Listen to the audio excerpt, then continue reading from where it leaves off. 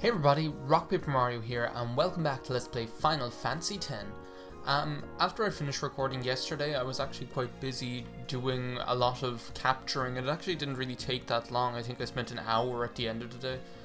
Just capturing in some of the easier areas to get a lot of the area stuff and species stuff done. Well, not really the species stuff, but I think I maybe got a couple of them.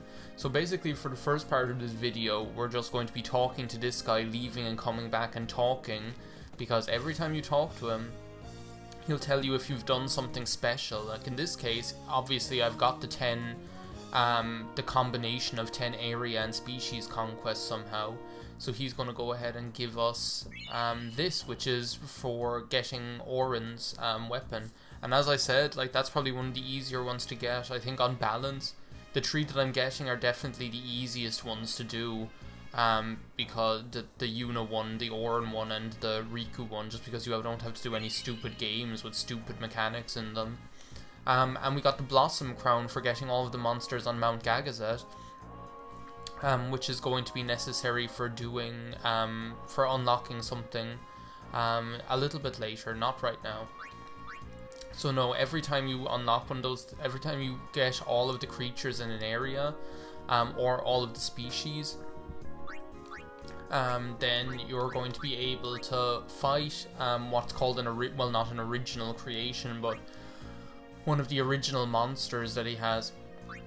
So as you can see, I've got all the ones in Besaid and Kilika. They're easy. That's going to take you probably like about 10 minutes. Mihen High Road also isn't that difficult, even though what I had to do was I had to move on to buy Mushroom Rock Road in order to get the Vuivra, if that's what it's called.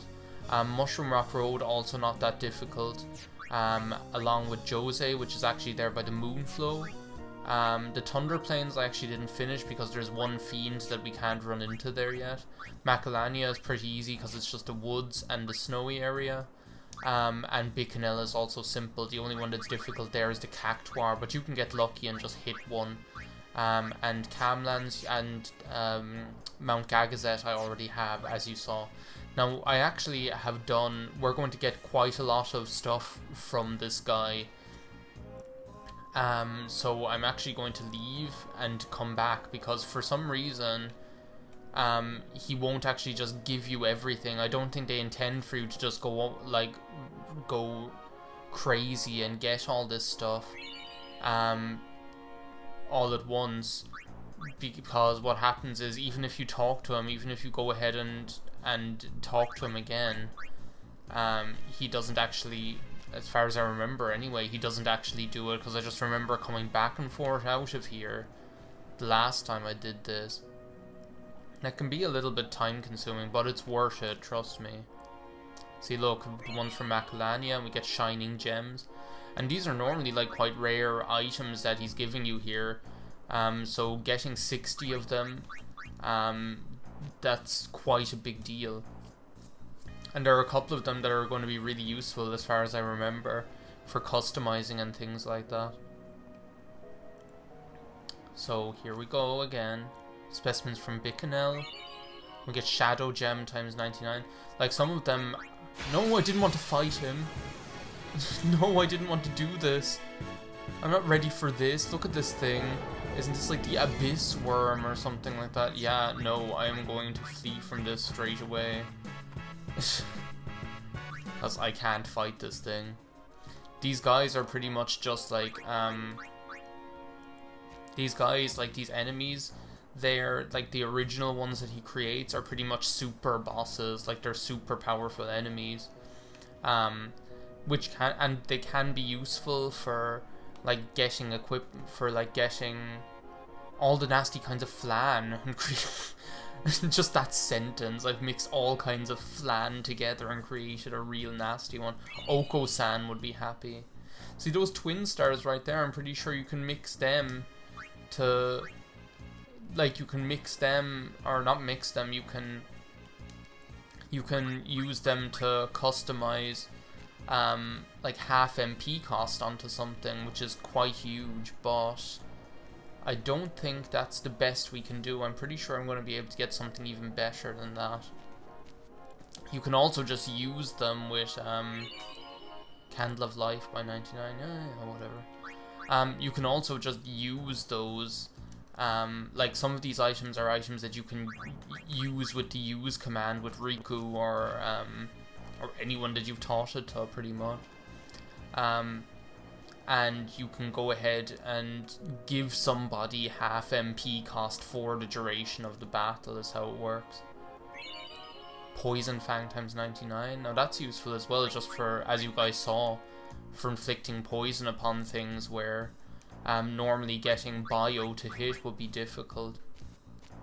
It can just be really handy. So yeah, it didn't really take that long. As I said, the most difficult one to find was the Cactuar, and I ran into 2 of them. One of them ran away. Jose Road. Petrified Grenade. No, I don't. I ran into 2 of them. One of them ran away before I could kill it, and the other one I just ended up getting a hit in with Wacha. Thing is, the point you are at this game now, if you have it like I do, where you just have Tidus, Oren, and Wacha, like, you're pretty much just going to take out everything. From Mihen High Road, Soul Spring, whatever. As I said, the reason why I wanted 10 of them is because you need to get 10 of either... any combination of 10 of either the area conquest or the species conquest in order to unlock that Mars crest or Mars sigil or whichever one of those ones it was. And that's what we're going to need to get Orens Weapon. He's created a monster.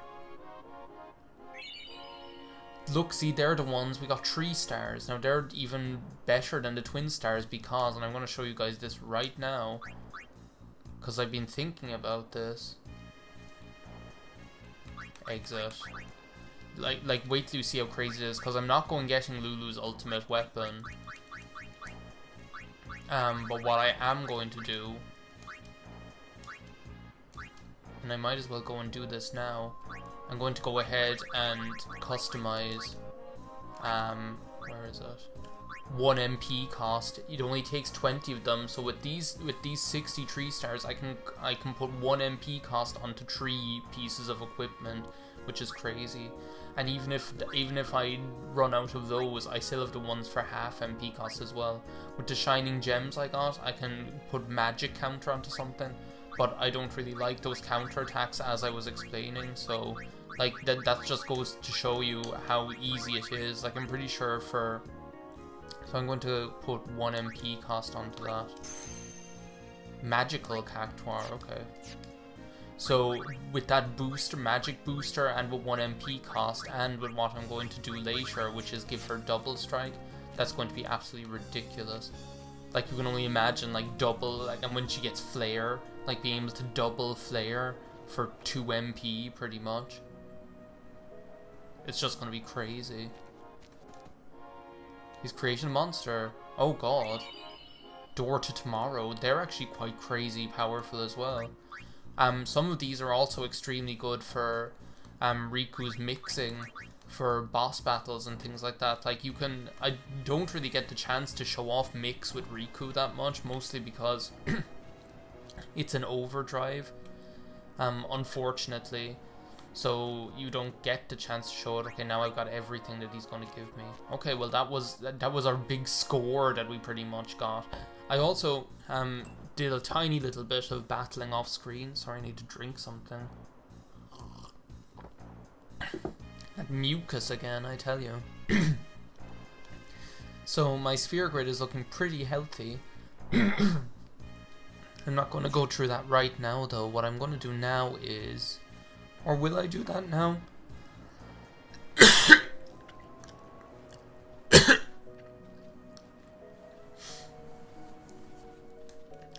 Sorry, I just had to cut a little bit there. Will I do that now?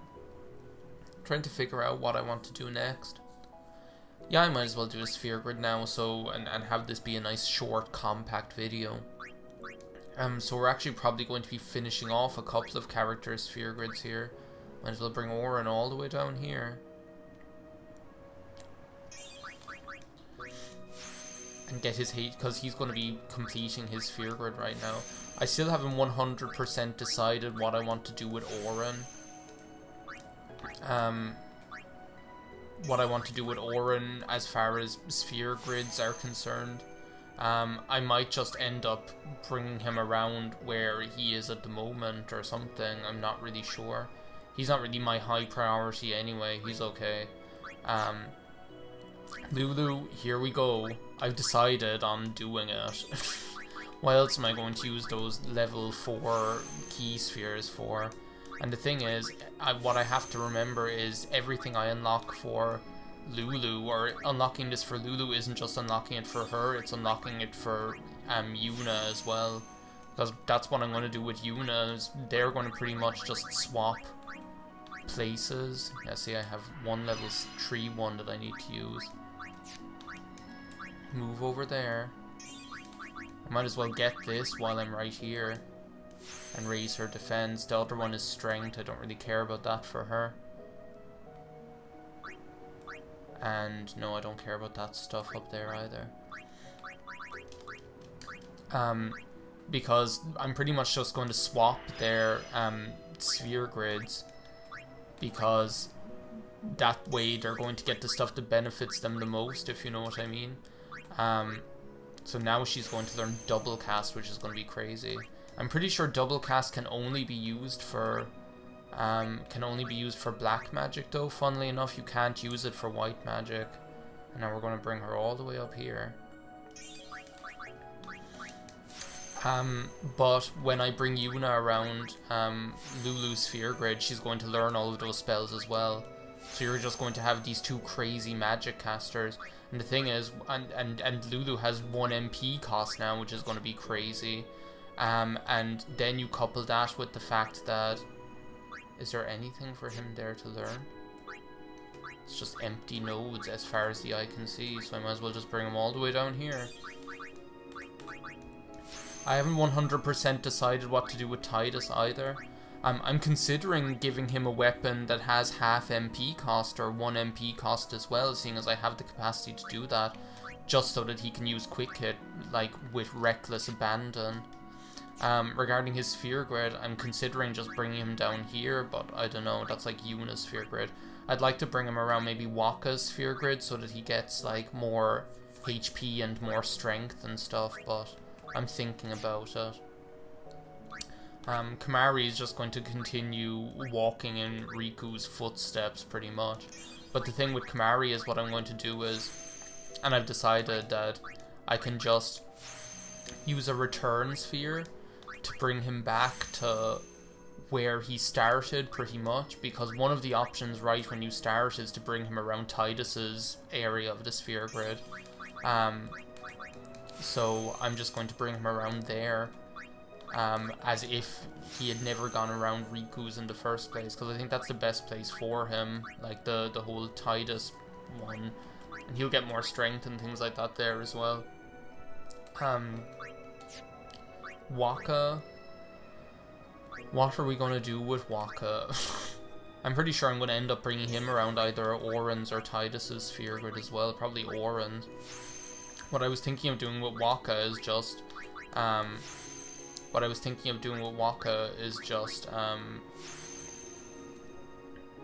what's this over here? Is that really worth it? Magic defense by 4, it probably is.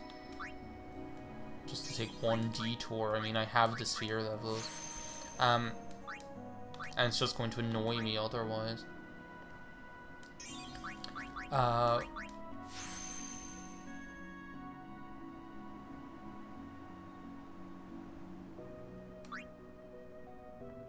What I was thinking of doing with Wacha is just bring him around Orens, which is going to be where he ends up in the end anyway, over here, by where Oren is, so it's not going to be that big a deal. And then either go backwards through it or something, I don't know.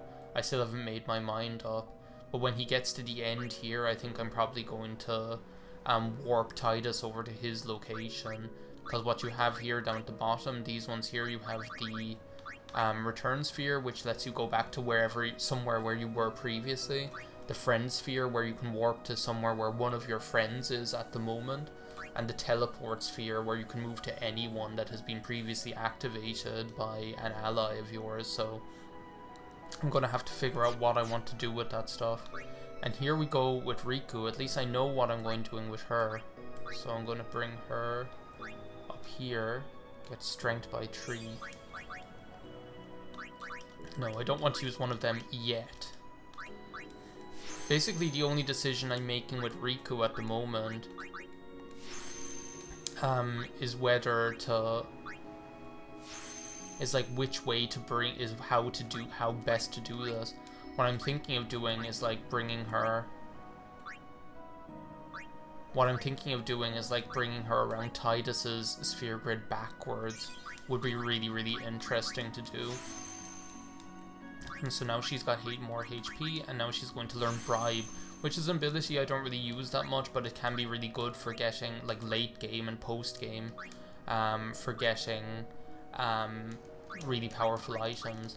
What I'm going to do right now is I'm going to go use one of these friend spheres, and I'm going to teleport over to where Tidus is, if I can find him, that is. He should be up here somewhere.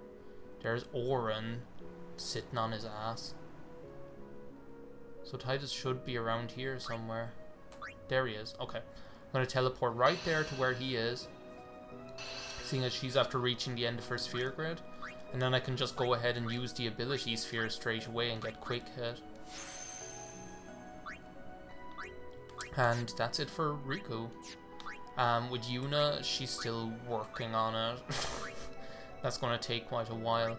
That's probably quick pockets again, isn't it? Yeah, I feel like I check that every single time just to see what it is, and it's always the same thing, obviously. So yeah, unfortunately there are no like spheres that just swap two characters' locations. Otherwise, what I do is I just like once Yuna and Lulu get to the end of their respective sphere grids, I just swap where they are, but that would be a bit too crazy, wouldn't it, if there was such a thing? The closest thing you have are like the teleport spheres where you can teleport anywhere. So she pretty much only needs 1, 2, 3, 4, 5, 6, 7 if I really care about the evasion, which I probably do. And then we'll be there. It's crazy to think that we're already kind of like finishing off the sphere grid with these characters. So what I might end up doing is I might end up leaving Tidus here just because it's a handy warp point to be able to bring characters back to, but I still haven't decided on what I'm going to do with Wacha and things like that. So our characters are decidedly beefed up right now.